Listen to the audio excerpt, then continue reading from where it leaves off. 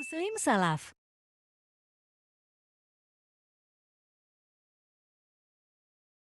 Alaihi wa ala alihi wa sahbihi wa sallama taslima. Qala Allah Ta'ala fi kitabihil karim, ya ayyuhalladzina amanu taqullaha haqqa tuqatih wa la tamutunna illa wa antum muslimun.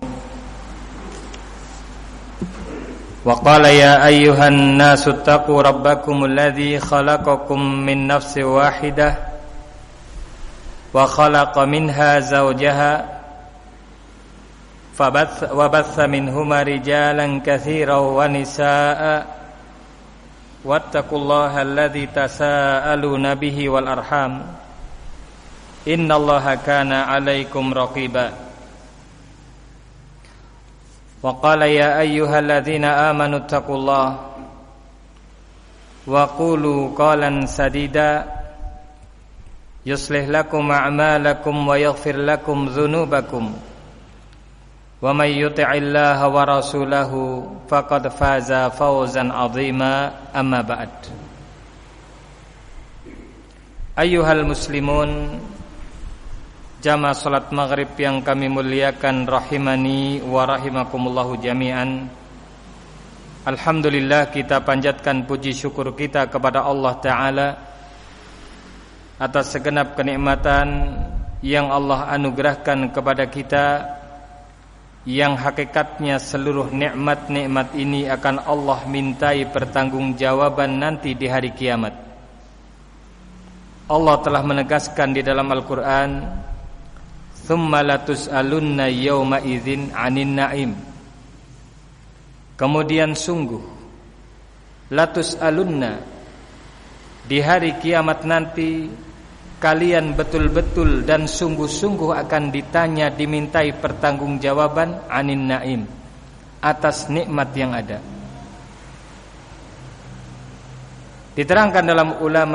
Diterangkan di dalam bahasa Arab oleh mereka ulama ahli tata bahasa, bahwasanya dikala Allah Subhanahu wa ta'ala memberitakan sesuatu dan memungkinkan atau bahkan ada di sana orang-orang yang mengingkari dan menyepelekan, maka perlu adanya penekanan berita. Sehingga dikala banyak manusia terlalaikan akan nikmat-nikmat yang hakikatnya nanti akan dimintai pertanggungjawaban di hari kiamat, Allah mengingatkan ini semua dengan dua penekanan yang sangat. Bagaimana tata bahasa tersebut? Tsumma latus'alunna. Yang pertama dengan lam taukid, la pendek, yang artinya sungguh. Yang kedua dengan nun taukid as-sakilah, nun yang dipakai untuk penekanan sebuah berita, yang itu nun yang berat. Latus alunna, nah, pakai nun taukid, karena di sana adanya banyak orang-orang yang mungkin terlalaikan dengan nikmat-nikmat yang Allah anugerahkan. Mereka merasa kalau diberi nikmat berarti Allah telah ridha. Mereka lalai dengan nikmat yang harusnya digunakan untuk bersyukur kepada Allah, meningkatkan ibadah kepadanya. Dan bahkan tidak jarang orang yang tidak meyakini adanya hari kebangkitan. Mereka merasa yang namanya hidup hanyalah di dunia, sehingga menghambur-hamburkan waktu, harta dan umurnya, tidak mempedulikan kehidupan yang akan datang. Padahal Allah Subhanahu wa ta'ala telah mengingatkan kepada kita dengan seruan yang sangat lembut. Ya ayyuhalladzina amanu taqullaha wal tanzur nafsum ma qaddamat lighad wattaqullaha innallaha khabirum bima ta'malun. Allah menyeru kita di dalam surat Al-Hasyr dengan panggilan, wahai orang-orang yang beriman, bertakwalah kalian kepada Allah, yakni takutlah kepada Allah dengan melaksanakan, yakni dengan membuat tameng atas, yaitu bertakwalah kepada Allah, maknanya takutlah kalian kepada Allah sehingga kalian membentengi diri kalian dari siksaan dan hukuman Allah dengan cara melaksanakan perintah dan meninggalkan larangan. Wal tamdur nafsum ma qaddamat lighat, hendaklah masing-masing individu di antara kalian melihat amalan apakah yang telah dia persiapkan untuk menghadapi hari yang akan datang, yaitu hari kiamat, hari yang di sana merupakan hari pertanggungjawaban kehidupan kita di dunia. Apabila kita melaksanakan kehidupan dunia ini dengan amal kebaikan, maka Allah akan balas dengan kebaikan yang lebih banyak. Dan apabila kita menjadikan kehidupan ini diisi dengan amalan-amalan kejelekan, maka Allah pun akan balas dengan balasan yang setimpal. Ma'asyiral muslimin rahimani wa rahimakumullah, maka Allah mengingatkan, bertakwalah kalian kepada Allah, sesungguhnya Allah Maha mengetahui apa yang kalian lakukan. Ma'asyiral muslimin rahimani wa rahimakumullah, adalah kehidupan kita di dunia sementara saja. Tidak ada di muka bumi ini seorang pun yang langgeng hidup selama-lamanya. Jangankan kita, adalah Rasulullah sallallahu alaihi wasallam makhluk yang paling Allah cintai dan merupakan kekasih Allah subhanahu wa ta'ala, dan bahkan manusia yang paling taat dan paling takwa kepadanya. Itu pun Allah wafatkan.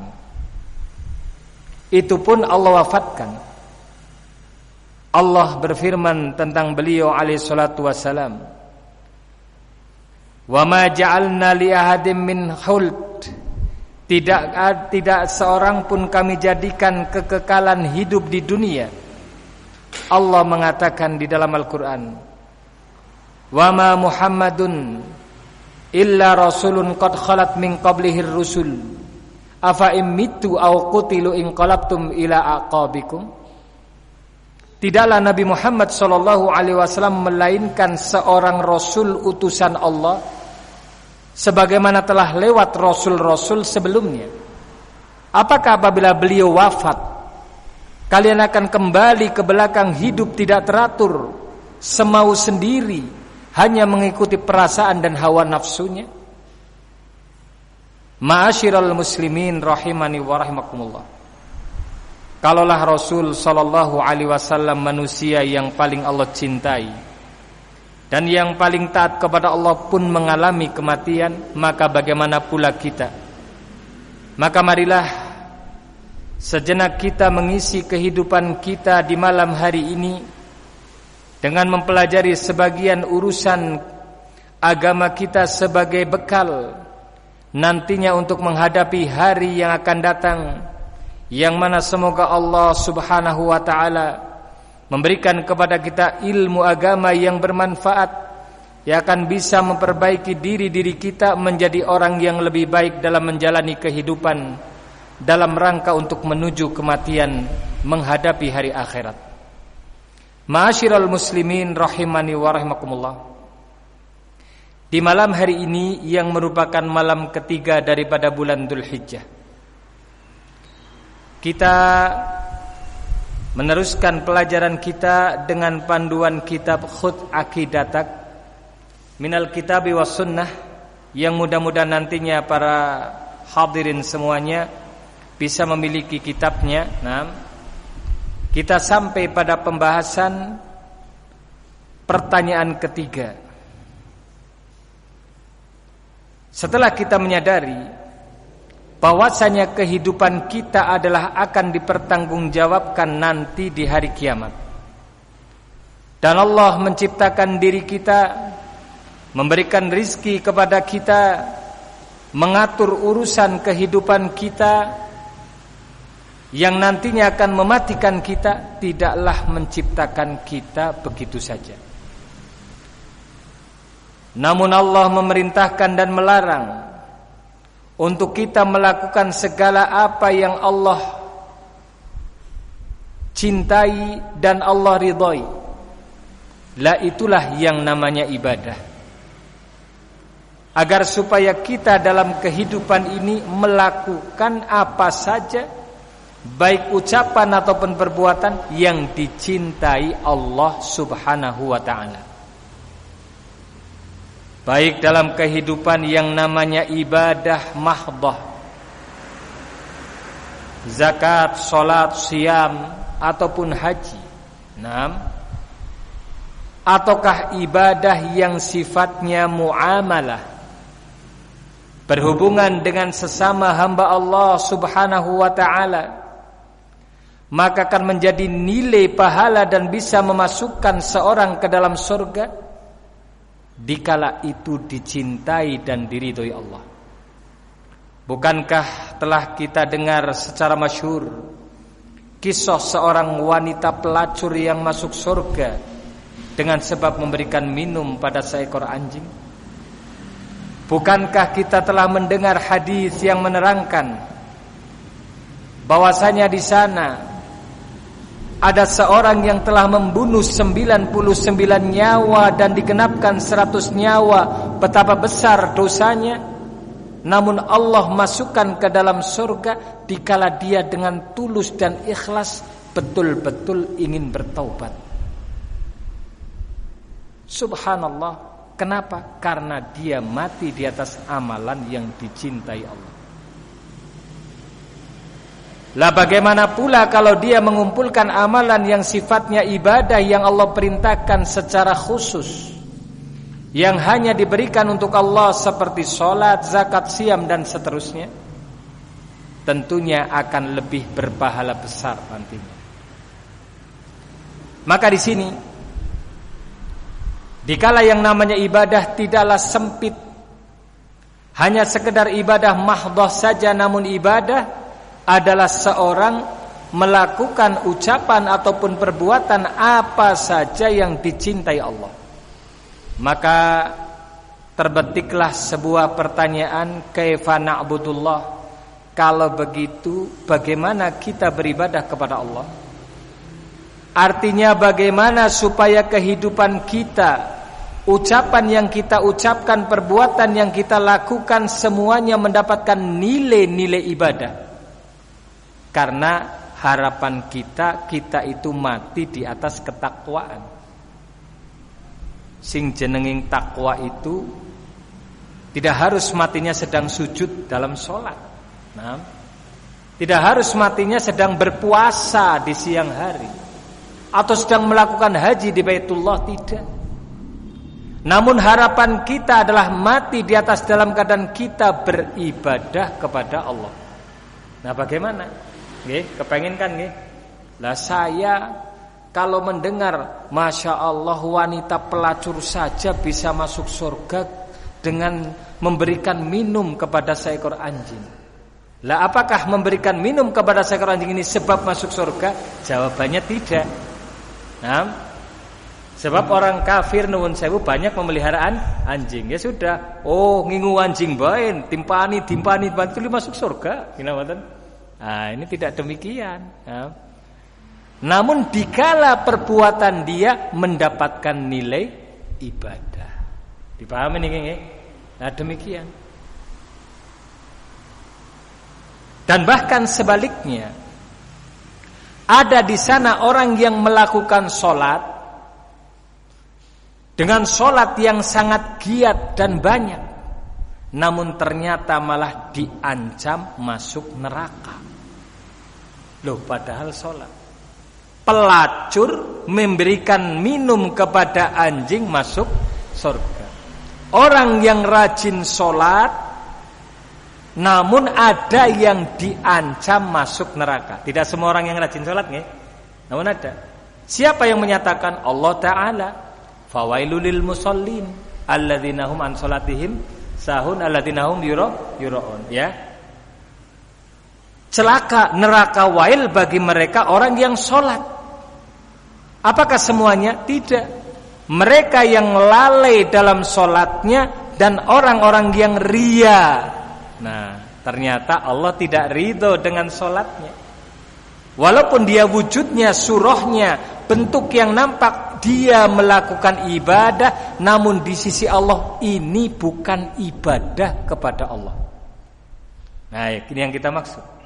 Sehingga di sini seorang yang cerdas, maka dia akan mencari kunci bagaimana supaya kehidupan saya mendapatkan nilai ibadah, sehingga qalilun, sedikit yang saya amalkan, namun besar faidah yang akan saya raih di sisi Allah.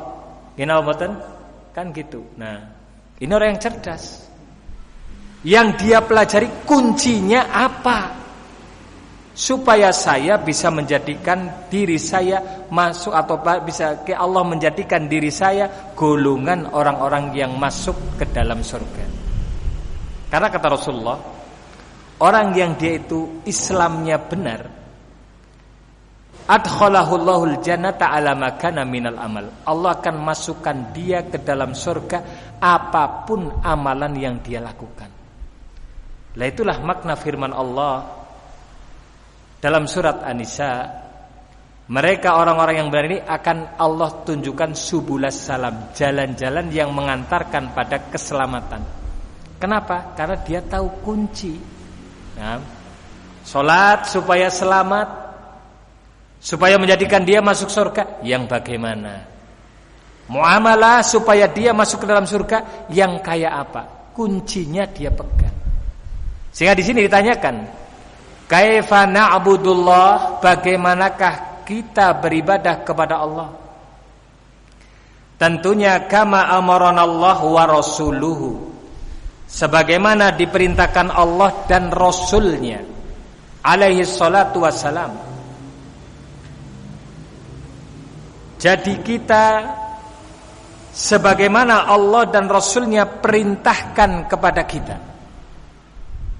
Allah Ta'ala berfirman, ya ayyuhalladzina amanu ati'ullah wa ati'ur rasul wa la tubtilu a'malakum. Allah menyatakan, ya ayyuhalladzina amanu, wahai orang-orang yang beriman, ati'ullah, taatilah Allah, dan taatilah Rasul. Maknanya di sini dengan ketaatan mutlak. Tidak ditanyakan ketika datang perintah Allah dan Rasulnya, lima wa kaifa, kenapa harus begini? Lah terus memangnya kayak apa kalau kita enggak begini? Tidak. Ketaatan mutlak. Kita paham hikmahnya atau tidak, wajib taat. Kita merasa berat atau tidak, wajib taat, dan Allah hanya membebankan kepada kita sebatas yang kita mampu. Taatilah Allah dan taatilah Rasul, wala tubtilu a'malakum, jangan kalian batalkan amalan kalian. Masyiral muslimin rahimani wa rahmatullah. Ayat ini dalam surat Muhammad yang menerangkan seruan Allah Ta'ala kepada mereka orang-orang yang beriman supaya taat kepada Allah dan taat kepada Rasulnya dengan ketaatan mutlak. Dengan ketaatan mutlak. Ingat, dengan ketaatan mutlak. Adapun selain keduanya, dengan ketaatan yang muqayyad. Nah, selain kepada Allah dan Rasulnya ketaatannya muqayyadah, yakni terikat dan terbatasi hanya dalam bab yang tidak bertentangan dengan Allah dan Rasulnya. Lah kalau kepada Rasul, kepada Allah Subhanahu wa ta'ala, ketaatannya mutlak. Tidak ada penawaran kecuali apa yang telah Allah berikan rukhsah. Nah, Allah kadang memberikan pilihan, telah Allah siapkan semuanya. Nah, ada sesuatu yang kadang-kala tidak bisa ditolerir. Nah, barakallahu fikum. Intinya ketaatannya mutlak. Mana yang menerangkan ketaatan mereka ketaatan mutlak? Allah berfirman dalam surat Al-Ahzab, kalau tidak salah ayat 36. Maka lil mu'mini idza qadallahu wa rasuluhu amran an yakuna lahumul khiyaratu min amrihim wa may ya'sillahu wa rasulahu faqad dhalla dhalalan mubina. Tidaklah pantas bagi mereka orang-orang yang beriman apabila Allah dan Rasulnya telah memutuskan suatu perkara, hukumnya ini, harus begini, harus begini. Tidaklah pantas bagi orang yang beriman an yakuna lahumul khiyarah, terus meminta khiyar, penawaran, meminta khiyar, adanya negosiasi. Tidak. Nah, tidak pantas. Wa may ya'sillah, karena dengan negosiasi penawaran ini dikala Allah tidak memberikan adanya pilihan-pilihan, nah, maka orang tersebut tergolong bermaksiat kepada Allah dan Rasulnya. Maka Allah menyatakan, barang siapa yang bermaksiat kepada Allah dan Rasulnya, maka sungguh dia telah sesat dengan kesesatan yang nyata. Ingat, ada hukum sebab akibat. Dengan akibat dia ingin menawar-nawar perintah Allah dan Rasulnya yang di sana tidak ada pilihan, akhirnya dia terjatuh kepada kesesatan. Dan di dalam surat Muhammad ini Allah mengingatkan, taatlah kalian kepada Allah dan kepada Rasulnya, jangan kalian batalkan amalan kalian. Di dalam hadis Nabi sallallahu alaihi wasallam menyatakan, "Man amila amalan laisa ali amruna fahuwa radd," ay ghairu maqbul, rawahu Muslim. Barang siapa yang beramal dengan amalan apapun yang tidak ada perintah dari kami, maka itu tertolak. Naam. Dua dalil ini menjadi pokok. Apabila kita beribadah kepada Allah, harus sesuai dengan perintah Allah dan Rasulnya. Ya, perintah Allah dan Rasulnya. Nah, ini kalau beribadah harus sesuai dengan perintah Allah dan Rasulnya. Lah kalau tidak sesuai dengan perintah Allah dan Rasulnya, ya maka tertolak. Allah mengatakan, jangan kalian batalkan amalan kalian. Apa sebab batalnya sebuah amalan? Diterangkan para ulama, perkara-perkara yang menjadikan batalnya sebuah amalan. Yang pertama adalah dengan orang tersebut dia itu memutuskan amalan tadi, maka batal amalannya. Maksudnya di tengah-tengah amalan dia, sudahlah saya tidak sempurnakan. Seorang dengan mendatangkan pembatal-pembatal amalan. Salat ada pembatal-pembatalnya, okay? Syahadat ada pembatal-pembatalnya. Wudu ada pembatal-pembatalnya, ya. Nikah ada pembatal, betul? Ada. Yang menjadikan nikah itu tidak sah, batal. Kenapa? Di antaranya nikah tanpa wali. Nah sudah, ya. Loh tapi kan nikah, ya namanya nikah syubhat, ya. Batal nikahnya. Oh karena tanpa wali. Nah, karena rukunnya tidak dipenuhi. Ini sebagai misal, ya. Jual beli ada pembatalnya. Iya, di antaranya jual beli yang bukan miliknya. Nggih batal mboten? Batal. Niki ngaku, oh saya kan sudah beli. Ini hartanya siapa? Wong duwene anake kok didol misalnya nggih. Anake ora terima, "Loh ini punya saya." "Loh tapi kan sudah saya beli," digugungkan. Lah siapa yang menang? Kalau anaknya tidak tanazul, mungkin anaknya pol-pole tanazul. Lah ya wong anu nggo ramane dhewek ya ora apa-apa ngalah bae. Nah kalau tidak, nggih. Oh, iya ya. Lah ini barakallahu fikum dengan melakukan pembatal-pembatal. Ini yang pertama. Nah, dengan janganlah kalian batalkan amalan kalian. Dan itu masing-masing amalan ada pembatal. Yang kedua, batalnya amalan adalah dengan orang tersebut melakukan perbuatan syirik akbar. Orang yang melakukan perbuatan syirik akbar dan mati tidak bertobat darinya, maka dihapuslah seluruh amal kebaikannya. Sebagaimana Allah Subhanahu wa taala menyatakan di dalam Al-Qur'an di dua tempat, dalam surat Al-An'am dan surat Az-Zumar. Dan Allah menyatakan di dalam surat Al-An'am setelah menerangkan tentang para nabi, Allah menyatakan walau asyraku lahabita anhum ma kanu ya'malun. Kalau mereka sampai berbuat syirik, sungguh lahabita anhum, sungguh akan dihapus dari mereka apa yang dahulu mereka lakukan dari kebaikan. Di dalam surat Az-Zumar ayat yang ke-65 Allah menyatakan tentang hak Rasul kita Muhammad sallallahu alaihi wasallam. Laqad asyrak wala in asyrakta la yahbatanna amaluk. Kalau sampai engkau berbuat syirik, la yahbatanna, Allah tekankan lagi, sungguh akan dihapus amaluk, amalanmu.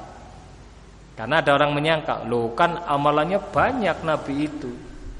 Seluruh orang yang masuk Islam pahalanya ngalir kepada nabi, ya. Oh pahalanya banyak, gak mungkin dihapus. Syiriknya sekali misalnya, kan amalan yang banyak-banyak. Nah, maka Allah tekankan layah batonna, karena banyak yang membantah. Tadi kaidah tadi sudah. Oh kenapa banyak orang menyanggah, membantah, maka syirik menghapus seluruh amalan kebaikan. Lah ini Allah melarang kita untuk membatalkan amalan kita.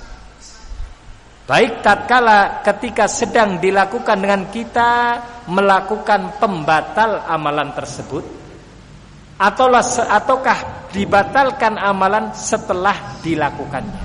Nah, termasuk barakallahu fikum pembatal amalan ketika dilakukan adalah orang tersebut barakallahu fikum yakni melakukan amalan ibadah tidak di atas tuntunan Nabi.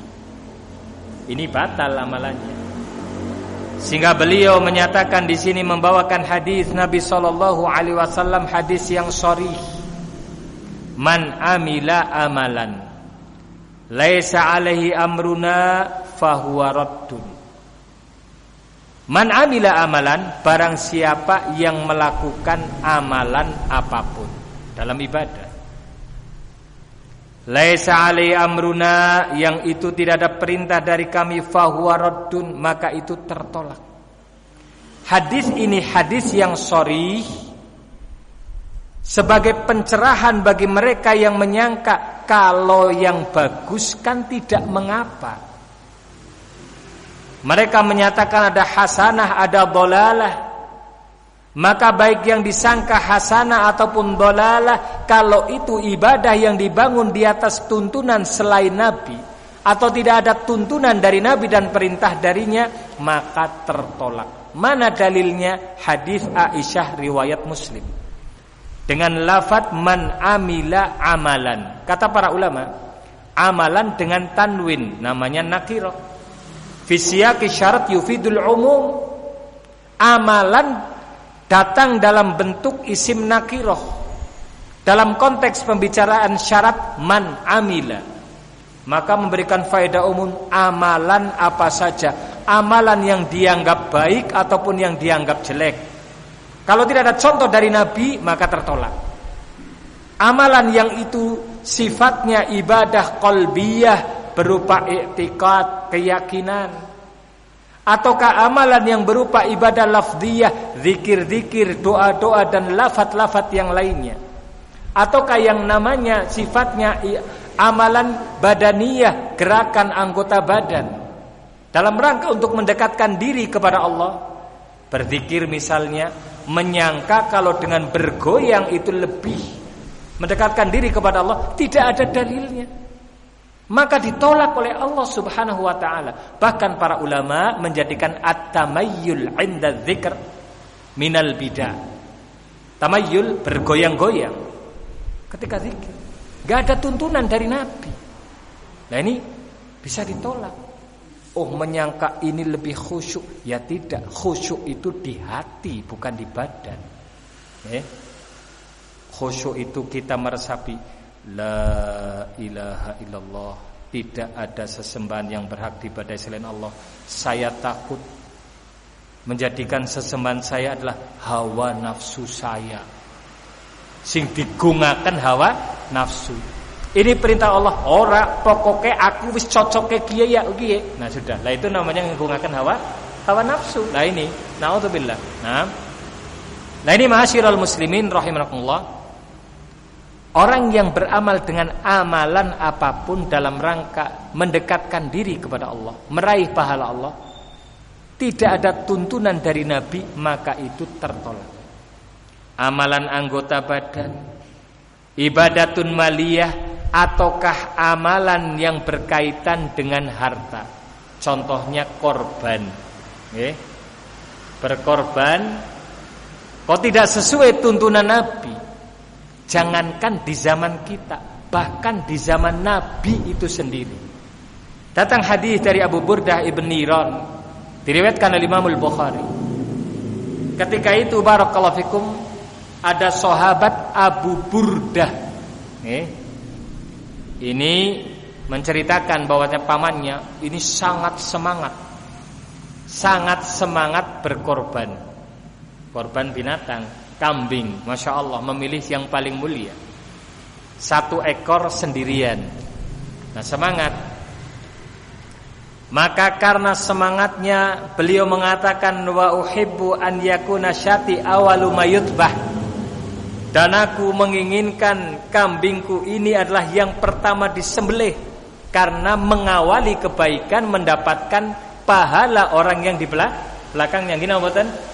Jenengan nyontoni awal kebaikan, diikuti yang lain dapat pahala mboten? Pahala kebaikan ditambah pahala orang yang mengikutinya sampai hari kiamat. Subhanallah. Bagi mboten bagus? Bagus. Oh iya ya. Maka ternyata fadzabahtu syati qabla an usolliya. Maka karena ini sudah Idul Adha, sebelum berangkat sholat sembelih disit sok. Nah sudah, korban kambing. Masya Allah ya. Ternyata setelah Rasulullah SAW berkhutbah Id, menyatakan dalam khutbah tersebut, man dzabaha qabla shalah fa inna dzabihatahu dzabihatul lahm. Barang siapa yang menyembelihnya sebelum salat Id, maka sembelihannya hanyalah sembelihan daging biasa, bukan korban. Waduh, ngumun sudah. Akhirnya ngadu kepada Rasulullah, ya Rasulullah, qad dzabahtu syati qabla nusalliya. Aduh Nabi, tadi kambingku sudah tak sembelih sebelum aku sholat. Loh kenapa? Wa uhibbu an akuna syati atwalu mayutbah. Aku senang kalau kambingku yang pertama disembelih. Subhanallah. Baik, betul tujuannya? Baik. Nah, namun ternyata Nabi menyatakan tidak sah, tidak diterima. Kenapa? Karena tidak sesuai dengan tuntunan Nabi sallallahu alaihi wasallam. Nah ini, masyiral muslimin rahimakumullah. Sehingga tadi amalan yang pokok ibadah, kuncinya kita lakukan sesuai dengan perintah Allah dan Rasulnya alaihi salatu wassalam. Menyembelih kurban adalah waktunya setelah sholat Id. Nah, apabila dilakukan sebelum sholat Id, datang hadis yang lainnya. Man dzabaha qabla shalah falyadbah makanahal ukhra. Barang siapa yang menyembelih kurbannya sebelum sholat, maka dia harus mengganti binatang sembelihan yang lainnya sebagai kurban dia. Nah ini menunjukkan tidak sah, karena Nabi memerintahkan untuk menggantinya. Nah, kenapa demikian? Jawabannya karena tidak sesuai dengan perintah Nabinya. Di dalam khutbah beliau menyatakan, man shalla sholatana wa nasaka nusukana faqad asaba nusuk wa man dzabaha qabla shalah maka falyadbah makanaha ukhra. Barang siapa yang sholat idnya seperti sholat kami, nyembelih kurban seperti penyembelihan kami, yakni secara waktu, maka dia telah benar penyembelihannya. Barang siapa yang menyembelih sebelum sholat, maka hendaknya dia mengganti binatang yang lain untuk dia korbankan. Ini masya Allah, menyembelih apa di sini, beribadah kepada Allah harus sesuai tuntunan Rasul Shallallahu Alaihi Wasallam. Masyiral muslimin rahimani wa rahimakumullah. Inilah prinsip yang harus dipegang seorang muslim, di mana faedah bahwasanya perintah Rasul Shallallahu Alaihi Wasallam ini telah gamblang. Oleh karena itu, dikala manusia diciptakan Allah dalam keadaan bodoh. Yang kedua, berita dari Rasulullah Shallallahu Alaihi Wasallam bahwasanya Islam itu akan kembali dirasa asing. Yang mana keasingan tersebut dirasakan dan diraih dengan sebab indarosal ilmu. Mulai sirnanya ilmu agama karena orang tidak lagi mempelajari. Maka di sini diterangkan para ulama bahwasanya wajib untuk kita mengetahui tuntunan Rasul Shallallahu Alaihi Wasallam. Diterangkan Al-Hafidz Ibnu Hajar rahimahullah. Al-Hafidz Ibnu Hajar ini salah seorang ulama dari mazhab Syafi'i. Beliau menyatakan annal ilma syartun fi sihatil qawli wal amal. Sesungguhnya ilmu, yakni mengetahui tuntunan Rasul, ini merupakan syarat sahnya ucapan dan amalan. Fala yu'tabarani illa bihi, maka amalan dan ucapan dikatakan hak, benar, tidak akan diakui kecuali dengan dasar ilmu. Ilmu. Fahuwa mutaqaddam alaihima, dan ilmu itu didahulukan sebelum ucapan dan beramal. Li'annahu musahihun liniyati al-musahihah lil amal. Karena dengan ilmu tersebut akan benar dan lurusnya niat, di mana niat merupakan yang bisa menjadikan benarnya amalan. Subhanallah. Ada urutan sebab akibat. Jadi tidak cukup sekedar yang penting niatnya benar. Niat itu penentu ikhlas atau tidak. Namun niat tersebut akan menjadi benar kalau didasari ilmu. Ya. Sekarang mencuri benar napa mboten? Tapi kan saya nyuri niatnya nggo sedekah. Ya tidak benar. Kenapa? Karena yang namanya sedekah dari kata sidq, jujur. Kalau engkau jujur, ya sedekahkan yang baik, karena Allah Ta'ala berfirman, anfiqu min thayyibati ma kasabtum. Infakkan, sedekahkan yang baik-baik dari usaha kalian. Lah mencuri usaha baik mboten? Ya bukan. Oh, tapi kan niat saya baik. Saya mencuri, saya berikan kepada fakir miskin karena si kaya ini ternyata pelit luar biasa. Ya. Ya tidak. Nah, ini namanya engkau melihat agama dengan sebelah mata. Nah, ini barakallahu fikum, tidak melihat bagaimana tuntunan Rasul Shallallahu Alaihi Wasallam. Nah, ini barakallahu fikum. Lihatlah Abu Bakar Siddiq, dikala diberi makanan oleh jariyah, oleh budaknya, ditanya, sudah makan? Wahai baginda Abu Bakar, tahu anda ini dari mana makanannya tadi? Ini dulu saya raih karena saya melakukan praktek dukun-dukunan. Masya Allah, nah dimuntahkan. Nah, subhanallah, karena tidak ingin memakan makanan yang dari paham ini berlalu. Nah, para sahabat menjaga. Nah, karena Allah memerintahkan makan yang baik-baik, dan Allah memerintahkan kalau berinfak juga dari hasil yang baik. Ini sebagai salah satu contoh, salah satu contoh. Oh subhanallah. Nah ini ma'asyiral muslimin rahimakumullah. Sehingga di sini Dikala manusia tidak mengetahui bagaimana perintah Allah dan Rasulnya, maka wajib bagi mereka untuk belajar ilmu agama. Di mana ilmu agama diterangkan oleh Ibnu Hajar rahimahullah merupakan syartun fi sihhatil qaul wal amal. Menjadi syarat dikatakan benar ucapan seorang dan amalannya menjadi benar dengan sebab ilmu. Tanpa ilmu, seorang akan berbicara semaunya. Terlebih kita yang sudah jauh dari masa nubuwah, yang Rasulullah sallallahu alaihi wasallam telah memberitakan dalam hadisnya yang sahih dari Abu Hurairah riwayat Bukhari. Beliau menyatakan qabla saati sanawatun khadda'at, sebelum hari kiamat tegak akan datang tahun-tahun yang menipu. Bagaimana itu tahun menipu? Yakni kata beliau yusaddaqu fihal kadhib wa yukadzabu fihal amin. Yang dibenarkan, yang jadi ikutan, yang jadi pegangan, yang jadi figur orang-orang yang mereka itu dusta dalam agama. Berbicara tanpa ilmu. Nah, seterusnya. Dan orang yang amanah membawa agama ini dengan benar dan hak didustakan. Nah, fayantiqu fihi ruwaibidah, maka akan tampillah di sana menjadi juru-juru bicara dan orang-orang yang ahli bicara ar-ruwaibidah. Maka para sahabat bertanya, "Wa man ruwaibidah ya Rasulullah?" Siapa ruwaibidah wahai Rasul? Al-jahil.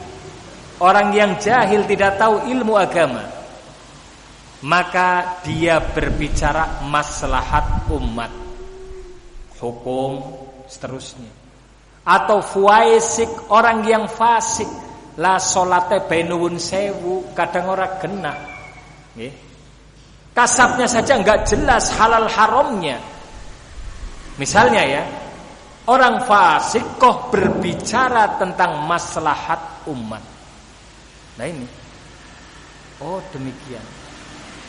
Ini masa-masa yang diberitakan, zaman-zaman yang diberitakan Nabi SAW sebelum datang hari kiamat akan muncul demikian. Sehingga dari sini semakin wajib bagi seorang muslim untuk meningkatkan kesungguh-sungguhannya mempelajari ilmu agama yang datang dari Ar-Rasul sallallahu alaihi wasallam. Lah, apakah ilmu itu? Ilmu agama yang dimaui, yang menjadi syarat benarnya ucapan dan amalan, diterangkan oleh Ibnul Qayyim rahimahullah, al-ilmu ma'rifatul huda bidalilihi. Ilmu itu kita mengenal petunjuk agama ini dengan dalil-dalilnya. Al-Qur'annya mana, sunnahnya mana. Ini yang pertama, sumber dalil. Nah, dikatakan dalam bait yang lainnya, al-ilmu qala Allah qala rasuluhu. Ilmu itu firman Allah dan sabda Rasulnya. Nah, mal ilmu nasbuka lil khilafi safahatan. Bukan ilmu itu engkau hanya sekedar pandai membawakan pendapat ini, kata fulan, kata alan. Demikian, safahatan. Sementara engkau orang yang safih, orang yang tidak punya iktikat untuk mengikuti tuntunan Rasul, hanya mengikuti hawa nafsu. Ini. Kelihatannya membawa dalil, namun kalau dalil tersebut kita terapkan pada tempatnya dengan benar, hakikatnya membantah ucapan orang yang berkata tadi. Bukanlah ilmu engkau bisa memaparkan wawasan pendapat fulan secara safahah. Nah, ya ini bagaimana kata beliau? Baina qauli rasuli wa ra'yi fulani. Antara nas-nas hadis Nabi sallallahu alaihi wasallam yang penempatannya sudah benar dengan ucapan fulan dan alan. Maknanya kalau hadis Al-Qur'an itu jelas. Ini dipahami ya. Dibenturkan, oh kata fulan begini, kata fulan begitu. Oh itu kata fulan. Nah, ini demikian. Hanya saja ma'asyiral muslimin rahimani wa rahimakumullah, dikala ilmu itu sumbernya Al-Quran dan Sunnah, yang tidak kalah pokok dari itu adalah bagaimana kita menempatkan Al-Quran dan Sunnah tersebut sehingga penempatan dalilnya benar. Lah ini karena ayat Al-Quran satu dengan yang lainnya tidak ada yang bertentangan. Al-Quran dan Sunnah yang sahihah tidak saling bertentangan. Nah, semuanya saling membenarkan dan mendukung satu dengan yang lainnya. Satu menafsirkan yang lain. Loh, tapi kan sering perselisihan yang ada masing-masing membawa dalil. Saya bingung mana yang benar. Sehingga wajibnya belajar. Lah disinilah pentingnya mengambil sumber pemahaman. Nah, karena menyimpangnya seorang dan dia menjadi orang yang mencela al-haq, itu adalah dengan sebab pemahaman yang keliru. Kam min aibin qaulan sahiha fa'afathu minal fahmi saqim, kata para ulama. Betapa banyak orang menuduh, mencela ajaran yang benar, itu dengan sebab pemahaman mereka yang salah, yang rusak. Nah ini, sehingga dari sini pemahaman siapa yang harus kita pegang. Karena Allah memerintahkan dalam dua tempat, fas'alu ahla dzikri in kuntum la ta'lamun. Bertanyalah kepada ahlu dzikir kalau kalian tidak tahu. Siapa ahlu dzikir? Yakni ahlul ilmi. Siapa mereka? Tentunya orang-orang yang mengikuti jalan Rasul dan para sahabatnya dengan baik dan benar. Yang mana berikutnya, sehingga muncul pertanyaan dalam setelah kita mengetahui konsep ibadah, kuncinya harus taat kepada Allah dan Rasulnya. Sehingga di sana bagaimana setelah kita tahu kunci tersebut, wujud melakukan ibadah tadi, yakni dengan mengikuti jalan para sahabat, memenuhi rukun-rukun sahabat, rukun-rukun ibadah yang akan kita pelajari dalam pertemuan berikutnya biidznillah. Nah, mungkin sampai di sini karena sudah masuk waktu Isya ya. Sudah masuk waktu Isya, dan mohon maaf atas segala kekurangan dan kekeliruan. Semoga Allah menjadikan apa yang kita baca dan kita pelajari menjadi ilmu yang bermanfaat. Amin. Wa sallallahu ala Muhammad wa barik wa sallim. Walhamdulillahi rabbil alamin. Subhanakallahumma wa bihamdika asyhadu an la ilaha illa anta astaghfiruka wa atubu ilaik. Wassalamualaikum warahmatullahi wabarakatuh. Jazakumullahu khairan wa barakallahu fikum.